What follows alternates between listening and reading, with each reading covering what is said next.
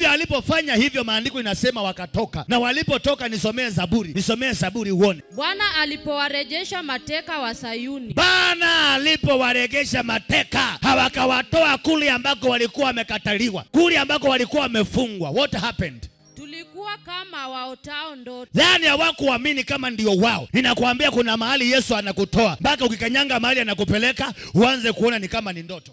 Alipowatoa mateka, walifanya nini? Walikuwa ni kama waotao ndoto. Ndipo kinywa chetu kilipojaa kicheko. Kikajaa kicheko, kwa maana ni kama ilikuwa ni ndoto. Sikujua kana kwamba nitaendesha gari, sikuelewa nitazaa mtoto, sikujua madeni yangu italipika, sikujua kana kwamba watoto wataenda university, sikujua kama kazi yangu itakuja kuinuka tena. Kwa hivyo wakajawa na kicheko, kwa maana wametolewa kwa mitego. Si ujawe na kicheko kuanzia leo. Si upokee hiyo furaha. Ni kwa maana watu walikufinya, wakakufinya, wakafikiria hautawahi toka, lakini leo lazima utoke katika jina la Yesu Kristo.